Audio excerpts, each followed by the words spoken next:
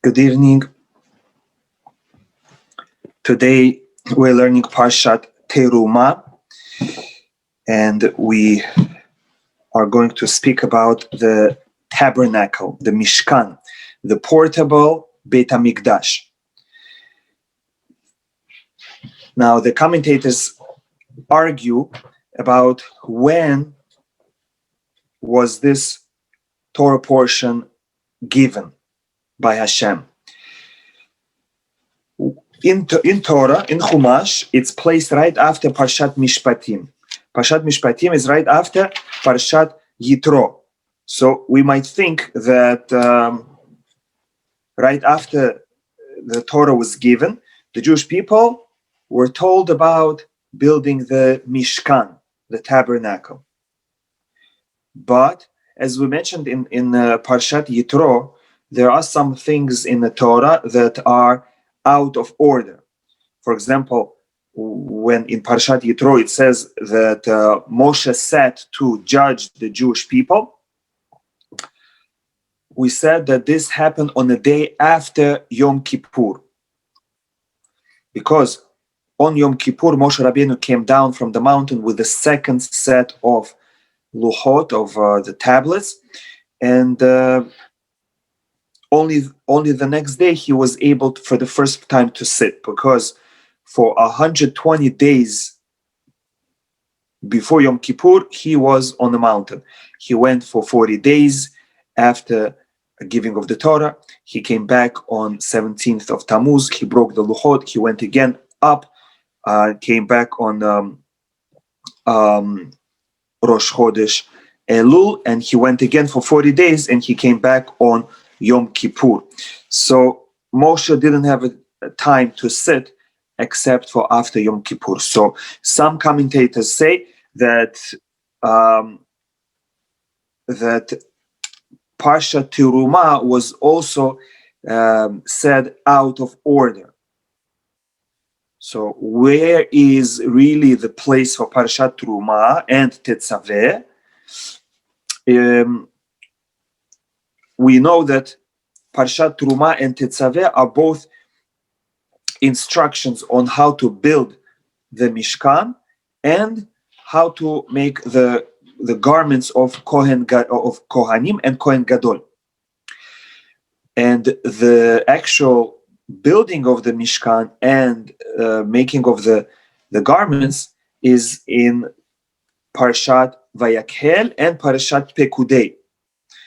So in between these two parshiot and next to, which means between Terumah Tetzaveh and Vayakhel Pekudei, there is a parsha that doesn't belong there, and that is Parsha Kitisa. Kitisa speaks about the golden calf. So the commentators say that the parsha of golden calf should really follow the parsha of Yitro and Mishpatim. Why? Because when did the Jewish people make the golden calf? On the night of 17th of Tammuz. So this was 40 days after giving of the Torah. When was Moshe instructed to build the Mishkan? After he came down on Yom Kippur. So really, the Parshiot Terumah and Tetzaveh were moved closer to Yitro to separate Yitro from Kitisa, because it doesn't look good that right after giving of the Torah, the Jewish people are making the golden calf. They're doing the sin of idol worship. So Hashem placed the Parsha Kitisa later in the Torah so that it shouldn't be, the sin of the Jewish people shouldn't be so grave, so noticeable, that they sinned right after seeing Hashem. And we'll speak later about why they sinned and what caused them. Not so simple. So now the question arises, why did Hashem tell the Jewish people to build the Mishkan, the Tabernacle, the holy temple that was portable in the desert? Some say that this was original intent of Hashem, as it says, "Va'asuli mikdash v'shachanti betocham." They should make a holy place for me, and I will dwell among them. That Hashem, from the moment He gave us the Torah, He wanted to dwell on this earth, in the physical world. And the Midrash says that when Hashem decided to give Torah to the Jewish people, He said, I have a dilemma. I want to give the Torah to the Jews, but I love the Torah. Torah is called Hashem's daughter. Hashem created the Torah first, only then He created the world. So Torah is the first creation of Hashem. That's why it's called God's daughter. Now, Hashem giving Torah to the Jewish people is compared to a king who had one daughter, and he loved his daughter very much. But when time came for her to get married, the king said, I cannot keep you all for myself.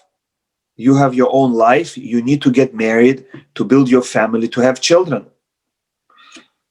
But I will miss you very much. So the king said, please, when you get married, build a room next to your house, like a mother-daughter. Build a room next to your house so that whenever I want, I'll visit you and I'll have where to stay. So too, when Hashem gave Torah to the Jewish people, He said, I have to give the Torah to the Jewish people. They need to know how to behave in the world. But I love Torah very much. And therefore, I ask the Jewish people, please, after you receive the Torah, build the Mishkan, build the holy temple for me, so that I can dwell among you, close to my Torah. Because really, the original Sefer Torah that Moshe Rabbeinu wrote was stored in the Holy of Holies together with the Ten Commandments, the two tablets. So Mishkan represents first and foremost the house of Torah. The holy temple, the Beit HaMikdash, what is at the center? The Torah. Both the Ten Commandments and the actual Sefer Torah. So Hashem said, I want to dwell right next to the Ten Commandments, right next to the original Sefer Torah. So that is why Hashem's presence dwells above the Ark of the Covenant. That means that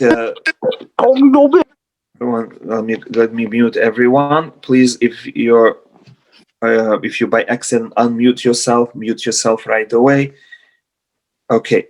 So again, the Ark of the Covenant, it's a box, contains the. Okay, let me mute in such a way that people cannot unmute themselves. And then we're not going to be bothered. Okay, very good. If you need to ask a question, you can ask it in the chat. Otherwise, everyone is muted. Now, again, the Ark of the Covenant we're going to learn about in this week's Parsha.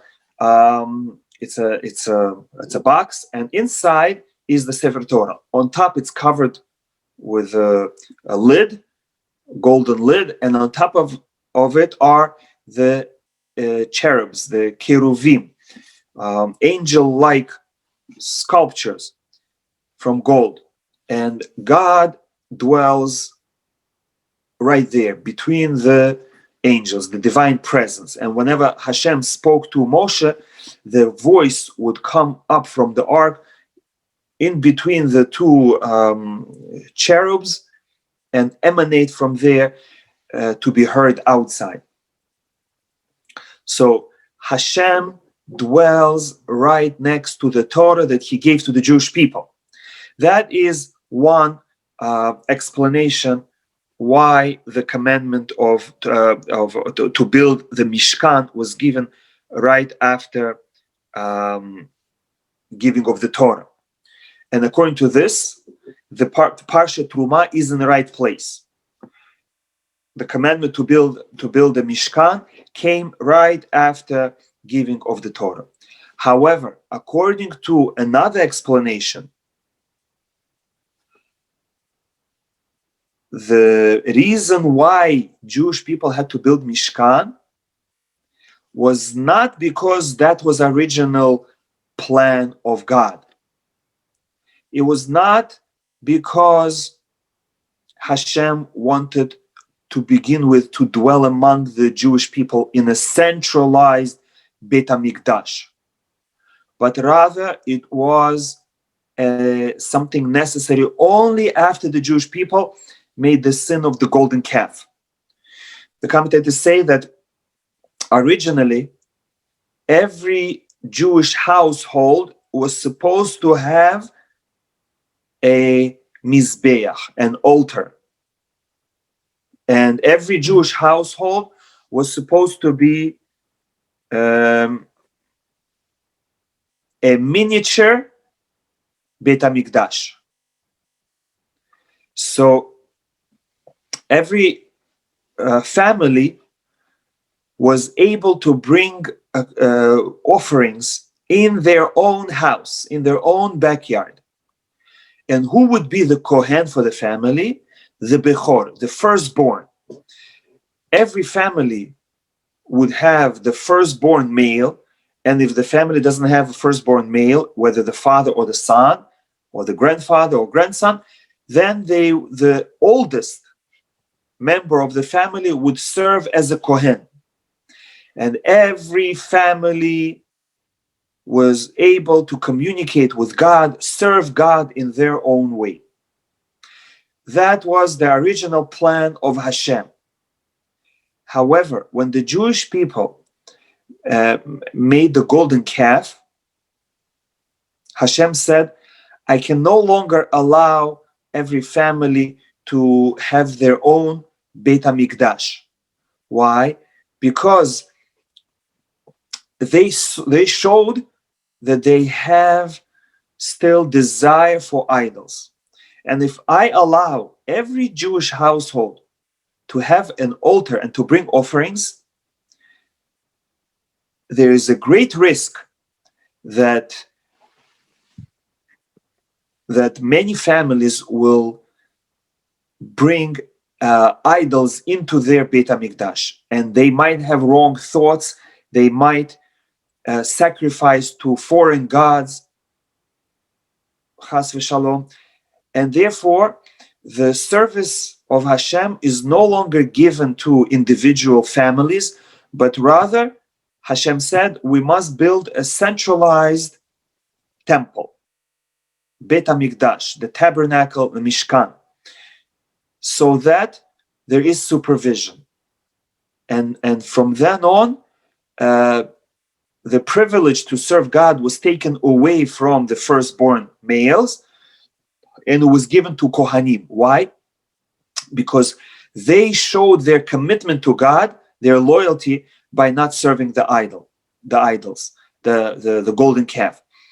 Only the tribe of Levi, the Levites and Kohanim, did not serve the golden calf. And therefore, Hashem said, they will remain the servants of God in the national tabernacle, the national temple. So, according to this explanation, the reason why God told us to build the temple or the Mishkan was only as an outcome of the golden calf, as something to atone for golden calf. So these are two views on why we have a national temple. Beit HaMikdash that we're waiting for. One as original plan of Hashem to dwell among the Jews, and one as atonement for golden calf, and as a precaution that the Jewish people should not serve God privately. That's too risky, but rather they should serve all together on a national altar in a national Beit HaMikdash. Now let's start the parsha. We are on page 445 of the ArtScroll Chumash, and chapter 25. Hashem spoke to Moshe, saying, "From let the Jewish people take for me a portion, a donation. From every man whose heart motivates him, you shall take my portion." And there are 16 different items mentioned that the Jewish people donated: gold, silver, copper, turquoise wool, purple wool, scarlet wool, linen, goat hair, red dyed ram skins, skins of tachash animal, acacia wood, olive oil for illumination, for the menorah, spices for the anointment oil, and spices for the aromatic incense, shoham stones, and stones for the settings for the ephod and the breastplate. And they shall make a sanctuary for me, so that I may dwell among them. That is the source of the first reason that Hashem wanted to dwell among the Jewish people from the beginning, so that he can be next to his beloved people and next to his beloved Torah. It's interesting. The Jewish people are considered the son of God, and the Torah is considered the daughter of God. And the Jewish people and the Torah are the groom and the bride. The Jewish people are like the groom, and Torah is our kala, our bride. Now we turn to page 447. First comes the ark of the covenant. They shall make an ark of acacia wood. Verse 11, you shall cover it with pure gold from within and from without. So they made 3 boxes, one of gold on the bottom, the second one of wood that you put inside the golden box, and then another smaller box of gold that you insert into the wooden box. And then you cover the lip with gold as well. So the box looks golden on the outside and on the inside, but between the 2 golden covers is acacia wood. And you shall make on it a gold crown all around. You shall cast for it 4 rings of gold to put on each corner, and you shall make staves of acacia wood. Staves are poles that you insert into those 4 rings, 2 rings on each side, so 1 pole on each side, with which to carry the ark. Since the tabernacle was portable, they would disassemble it and then transport it to their new location. You shall place, verse 15, the staves shall remain in the rings of the ark, they may not be removed from it.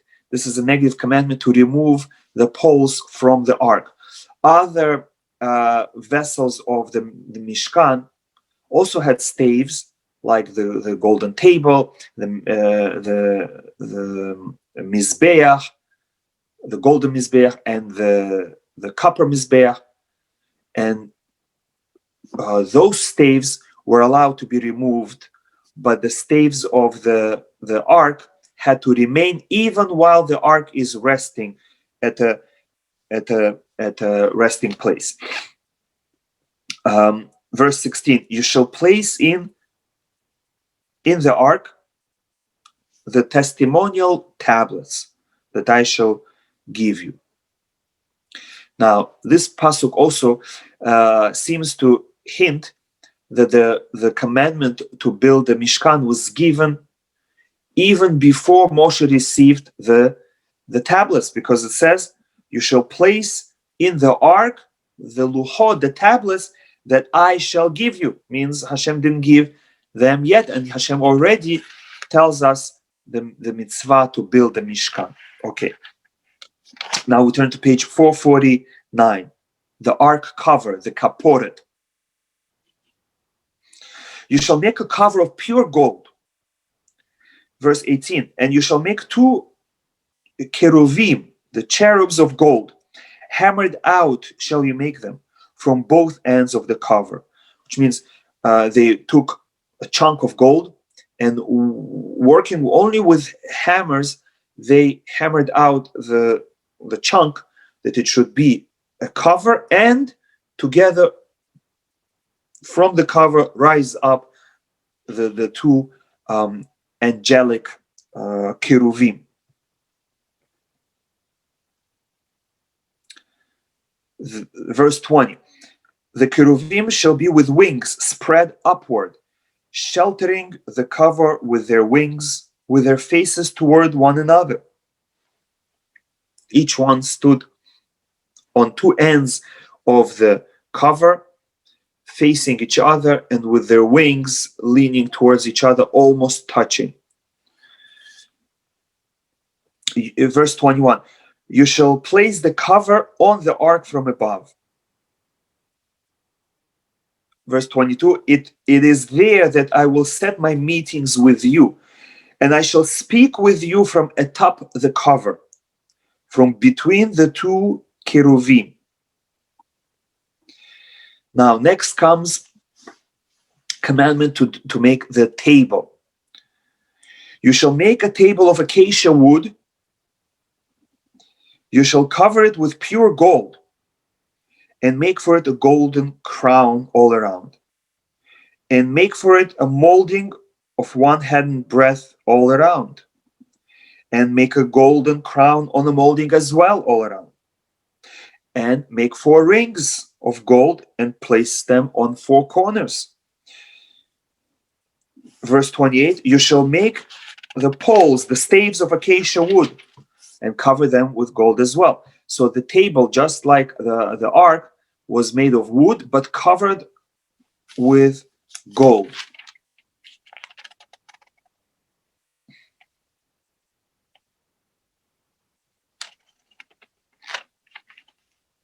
Okay, now page 451. Verse 29, and you shall make its dishes on which we put the bread, the spoons, the shelving tubes, and its pillars of pure gold. And on the table you shall place showbread before me always. On the table there were 6 shelves on one side and 6 shelves on the other side. And on each shelf you would put a loaf of bread. Altogether 12 loaves of bread. And on top of the bread there was spice. And the bread was baked each Friday. And it was placed on the table on Shabbat during the day.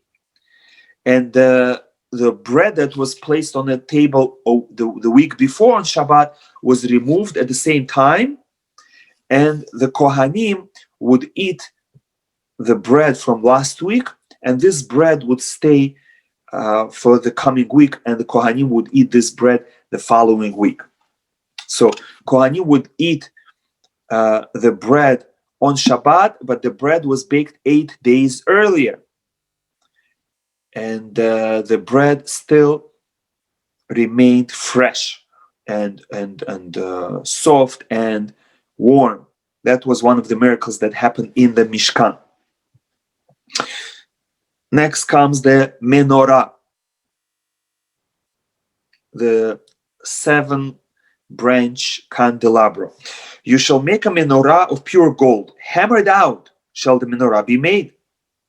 Its base, its shaft, its cups, its knobs, its blossoms shall be hammered from it. 6 branches shall emerge from its side. 3 branches on one side and 3 branches on the other side. So the menorah, just like the kaporet, the ark cover, was made from a chunk of gold, and using only the hammers, you had to hammer out the entire shape. And both the ark and the menorah, the ark cover and the menorah, they were very difficult to make. And the Midrash says that Hashem had to help Moshe to make it. Otherwise, Moshe did not believe it was possible to hammer out the entire menorah from a chunk of gold without attaching any part to it afterwards. It had to be all made from one chunk of gold. Okay, and then the rest of the page describes how the menorah was structured. Now, there is an argument as to the shape of the menorah. We know it had the central shaft, and then 3 branches on one side and 3 branches on the other side. So some say menorah was with curved branches, and some say it had straight branches, 3 on each side and 1 in the center. So if you look at the menorah that was on the Arch of Titus, the famous arch in Rome that was built in commemoration of the Roman conquest of Jerusalem, there the menorah is shown with curved branches. But if you look in Rambam, in his Mishneh Torah, the book of law, you will find a picture there that has menorah with straight, slanted branches. And that is why we see both of these shapes among the Jewish people. The Chabad Hasidim follow the Rambam picture. That's for Hanukkah. For Hanukkah, they copy the menorah of the Tabernacle. Of course, for Hanukkah, the menorah can be of any shape as long as the lights are on the same level. But this difference comes from the difference of opinions how the menorah looked in the Beit HaMikdash. But since Rambam's picture is with slanted, straight branches, many consider that to be the authoritative opinion, that the menorah did not have curved branches, but rather straight, slanted branches. Okay, but we'll wait until Mashiach comes, and then we will uncover the menorah that is hidden from the original Mishkan and from the first temple, and we will see what it was. Okay. Now we turn on to page 453, verse 36. The knobs and the branches shall be from the menorah itself, not attached later. All of it a single hammered piece of pure gold. You shall make its lamp 7, and the Kohen shall kindle its lamps so as to give light toward its face. And that means that the central light in the middle had its wick in the center of the lamp. Each branch had a golden lamp. That means a bowl, a container for oil, and inside the container was a wick. So in the center, the wick was in the middle of the bowl. However, the 3 branches on each side had their wicks towards the central lamp. This was to show that the menorah actually represents wisdom. The light that menorah produces is the enlightenment. It represents the 7 kinds of wisdom. The central is the Torah, and 3 on one side and 3 on the other side represent other wisdoms of the world. One of them being science, one of them being philosophy, one of them being music, mathematics, and 2 others. And the point is that the 3 kinds of wisdom on one side and 3 kinds of wisdom on the other side, the physical wisdoms, secular wisdoms, they point towards the central light of Torah, to show that all kinds of wisdom are important, but they're only important because they are supposed to help us understand the Torah better. So a Jew is supposed to learn science, biology, chemistry, physics, astronomy. And a Jew is supposed to learn mathematics and philosophy, logic, and music, and all the important wisdoms of the world, but not in order to become respected, in order to earn money, in order to be called a professor, and in order just to know. But a Jew is supposed to develop his mind with all kinds of wisdom so that he can understand Torah better. Through mathematics, through sciences, through philosophy and music, we can understand and appreciate Hashem, appreciate Hashem's creation, and appreciate the Torah. Now, verse 39 says, of a talent of pure gold shall he make it. A talent is a measure which is approximately 150 pounds.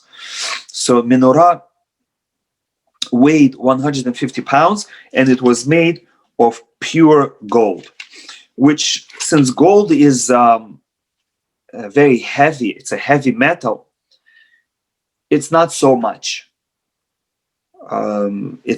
It's relatively a small chunk of gold. Because gold is heavy, the amount of gold that we're saying, 150 pounds, it's a lot, it's expensive, but volume wise, it's not so much. Okay, now we go to chapter 26, and we're talking about the actual structure of the tabernacle. Until now, we spoke about the vessels, the utensils, the ark, the table, the menorah. For some reason, the commandment to make the Mizbeach, the altar, is going to be given later. Now, the tabernacle was made of wooden beams, vertical wooden beams all around that served as walls, and it had a roof made from layers of material. And according to some, there were 3 layers of roof of various materials, and according to some, there were 4 layers of roof. The first layer was for beauty. Second layer was to provide it protection from rain, and the top layer was also for beauty, but also the beauty for the outside already. So it was, the roof of the tabernacle was beautiful to look from the inside, and it was beautiful to look from the outside. And on the central layer was waterproof to protect against rain. Okay, so first we speak about the roof. You shall make the tabernacle roof of 10 curtains, and it is made from 4 kinds of string: twisted linen string, turquoise wool, purple wool, and scarlet wool. With a woven design of cherubim shall you make it. If you look from the inside on the roof, you will see angelic images woven into the roof. The length of a curtain was 28 cubits and the width of 4 cubits. So there were 10 of them sewn together. 5 were on one side, 5 on the other side, and then they were connected. The 5 curtains that were sewn together were sewn permanently on each side, but the connection was with hooks and loops. So if necessary, they could be separated if you need to fix them or wash them. So you would divide the roof into 2 halves and then take care of it and then reconnect. Now, verse 4 speaks about the hooks and the loops. You shall make loops of turquoise wool at the edge of each set of curtains. And verse 5 says, 50 loops on one side and 50 loops on the other side. And now we go to page 455. Verse 6, you shall make 50 hooks of gold, and you shall attach the curtains to one another with the hooks. Now we go to the second layer of the roof that is made from 11 curtains. So the second roof was a little bit longer, and it covered completely the top layer, the bottom layer, and plus it hung over more to cover the walls. You shall make curtains of goat hair for a tent over the tabernacle. 11 curtains shall you make it.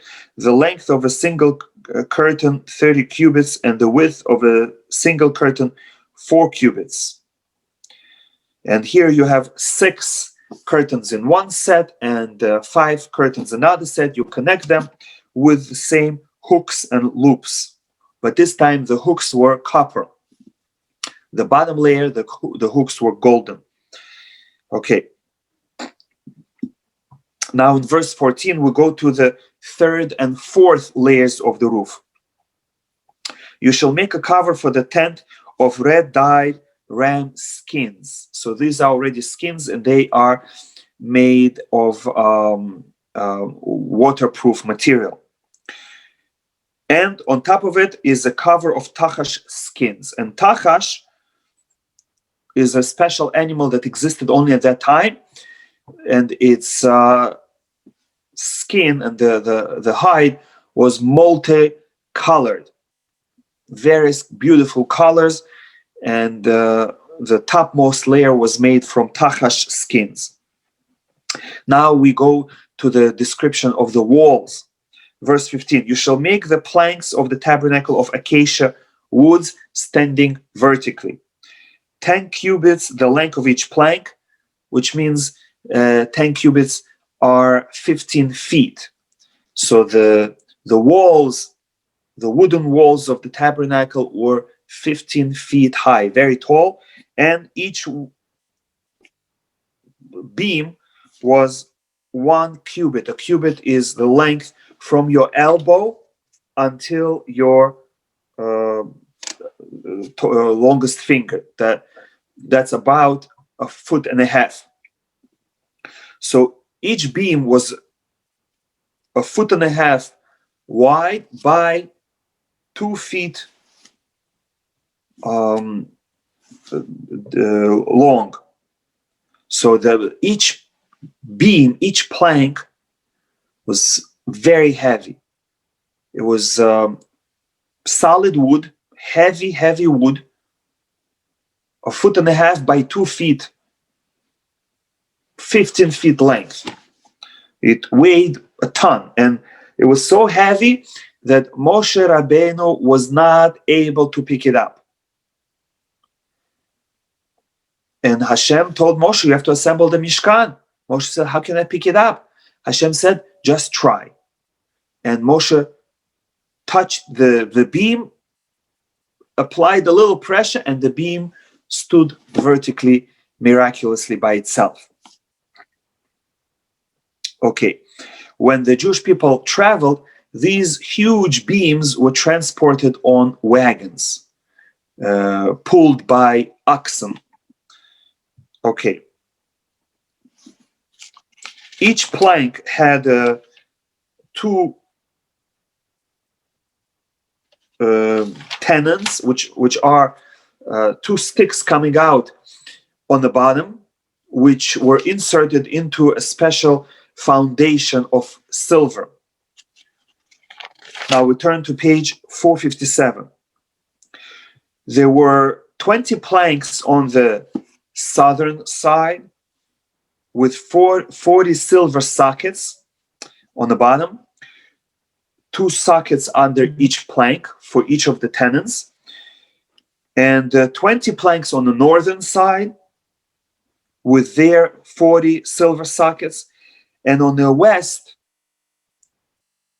there were 8 planks, 2 planks in the center, and 6 planks in the center and 2 on corners. Okay, now verse 26 speaks about the bars. In order to keep these heavy planks steady, they shouldn't sway and they shouldn't separate. They had a system to put a ring on top connecting 2 planks. So if you have 2 planks like this, there was a ring connecting both of them, and there was a split in each plank so that the ring can go in. And also there were 2 bars going through in the middle of the wall. They would bore a plank and insert a metal pole, and this metal pole went throughout the entire wall, and so they did on all 3 sides. And there were 2 poles, one in the center bored through, and 2 on both sides, one on top and one on the bottom. The 2 planks, the 2 bars that were on top and the bottom were on the outside of the wall, and the central one was in the middle, bored through the wall. Okay, you shall make bars of acacia wood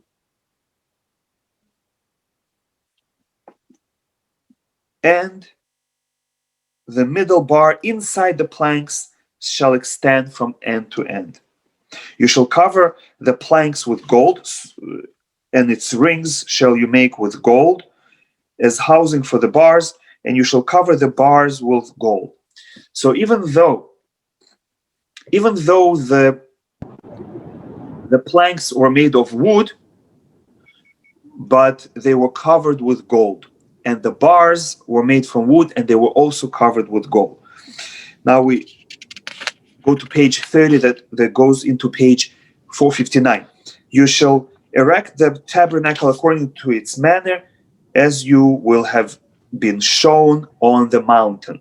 So Moshe was shown the entire process of building the vessels and building the Mishkan on the mountain, so that when he came down and instructed the Jewish people, he knew clearly how it's supposed to look. Now on page 459, verse 31, we speak about parochet, the curtain, the partition to divide the Holy of Holies and the rest of the tabernacle. You shall make a partition of turquoise, purple, and scarlet wool, and linen twisted. A weaver's craft he shall make it, with a woven design of a cherubim.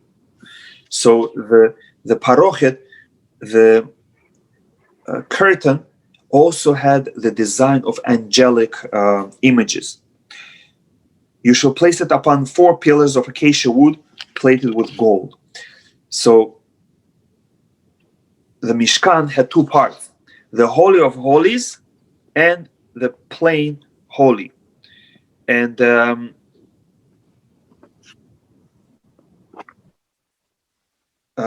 they were separated by the partition. Now the Mishkan was 30 amot long, about 45 feet. The Holy of Holies was 10 amot, about 15 feet. There was a partition, and then another 20 amot, about 30 feet. So where the partition was, it was hanging on 4 pillars. The partition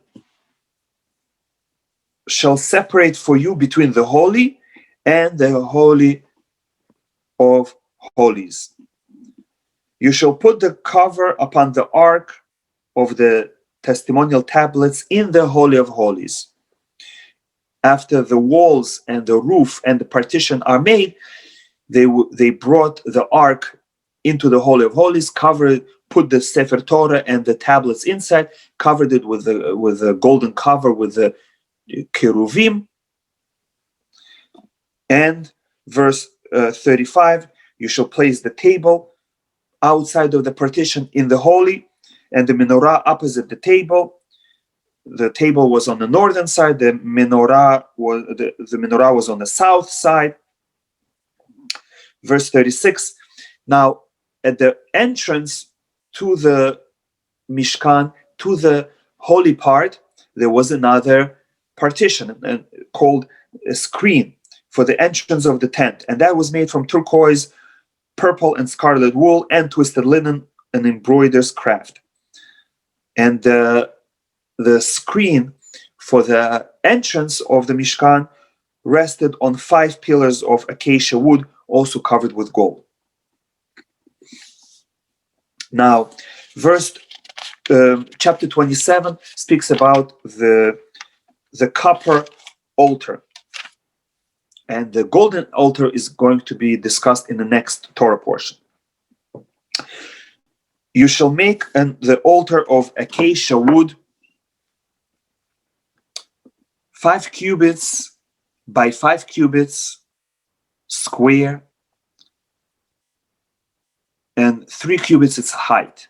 Now the Talmud says that really it was not 3 cubits in height, it was 10 cubits in height, but the 3 cubits that we discussed are only the top portion of the altar.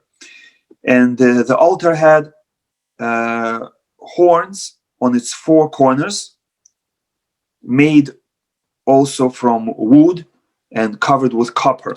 The entire altar was covered with copper.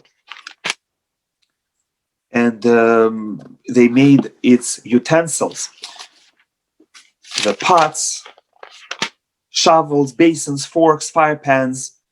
All of the utensils were made of copper. And the copper had, the Mizbeach also had a copper netting of meshwork. So around the Mizbeach, around the altar, there was like a copper mesh on 4 sides. Attached to that mesh were 4 rings, and into those rings were inserted the 2 poles with which to carry the Mizbeach. Now, verse 8. Hollow of boards shall you make the altar, the Mizbeach, as you were shown on the mountain. Now, we mentioned before that Hashem commanded Moshe to make a Mizbeach of earth.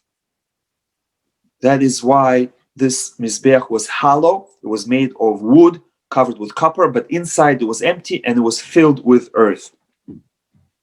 And the center also was hollow, according to some. It was filled with earth, so the offerings were burnt on it. Now, verse 9 speaks about the courtyard and the surrounding curtains. You shall make the courtyard of the tabernacle of lace hangings of twisted linen, and it's 100 cubits long. 150 feet long was the courtyard around the Mishkan. The Mishkan itself, we said, was about 45 feet long, and the courtyard around it was 100 cubits, 150 feet long, and 50 cubits, about 75 feet wide. And its pillars 20, and their sockets 20 of copper. Verse 12, the width of the courtyard on the west side lace hangings of 50 cubits, 75 feet. Now we could go to page 463, verse 16. At the gate of the courtyard, there was a screen of 20 cubits. So the courtyard had curtains on the west side, on the south side, on the north side, and on the east side, it had a little short shoulder-like curtain on one side and on the other side. And the center was the gate, and it had a screen in front of it. So now we're speaking about that gate of the courtyard and the screen of 20 cubits. The entire width of the eastern side was 50 amot, and the gate was 20, which means the shoulder was 15 amot, and the other shoulder was 15, and the central gate was 20. Verse 17. All the pillars of the courtyard all around banded with silver, their hooks of silver and their sockets of copper. The length of the courtyard 100 cubits, and the width 50. And the height 5 cubits, about 8 feet, of twisted linen, and their sockets of copper. Now, the final verse of the chapter, all the vessels of the tabernacle for all its labor, all its pegs, and all the pegs of the courtyard are made of copper. Now, with this we finish the Parsha. This week we also read Parashat Zachor about the mitzvah to destroy the nation of Amalek, those that represent the ultimate evil, those that go against God, those that go against morality, those that go against the Jewish people. So we are reminded right before Purim about the ancestors of Haman, Harasha, who wanted to destroy the Jews, just like his great-grandfather Esav, who wanted to kill Yaakov. And we are reminded that don't forget, don't think that was only in the ancient history, Esav, Haman. No, it will happen again and again. There will, in every generation, be people who want to destroy the Jews. Just recently we saw the Holocaust, the Germans, Hitler, Yimach Shemo, who took after his great-grandparents, Haman and Esav, who wanted to kill the Jewish people as well. Baruch Hashem, we are being protected by God constantly, but we have to realize that it's not because of our own strength. It's not because there is no danger. Rather, the danger exists, but Hashem protects us constantly. And even in our times, as we speak, there are people who are planning how to destroy the Jewish people, chas v'shalom. They will not succeed. They will go down in history as failures because Hashem loves the Jews and He will protect us always. Shabbat Shalom. Thank you for listening. Now, somebody is asking, why do we no longer use angelic imagery today? We have, unfortunately, history that it's very easy for human beings to serve idols. When people see an image, they can start thinking that that's the image in the spiritual realm, that's the image of God, chas v'shalom, and that is why we don't use such images. We don't have statues in our homes, and many people don't have pictures or paintings of statues or random people. Pictures of tzaddikim, of righteous men, are permitted. or family pictures, but just random pictures of objects or concepts are discouraged, because we don't want people to have wrong images in their mind. Even when you pray, it's important not to have an image to which you're praying, because the Torah says God does not have image, God does not have a form, and that is why the only image that was permitted was in the tabernacle, in the temple, where there was divine presence, where hopefully people would not be mistaken and think that this is an idol, because they know this is the house of God, and these are just servants of God. In no manner we should think that God has any image or color or shape or form. God is beyond physical shape or image. God is even beyond spiritual world. So it is a good question. Why did they have these cherubs, cheruvim there? Good question, difficult question, and nowadays, even in our synagogues, we try to keep it simple, just plain walls, no paintings, and even on the parochet, by Ashkenazim, they're more lenient about it, and they have woven images of lions or menorah or trees. But by Sephardim, we try to keep the parochet simple, and the entire synagogue should not have sculptures, pictures, and some are even careful not to have trees or flowers in the synagogue, that because in the olden times people used to serve plants, serve trees. So if at all possible, we should try not to have statues, paintings in synagogues or even our own homes. Okay, thank you for your question. Shabbat Shalom, and happy Purim. Next week is going to be Tanit Esther and Purim, so we're not going to have class on Thursday, but we might move it to Wednesday night. Again, thank you for listening. Shabbat Shalom u'mevorach.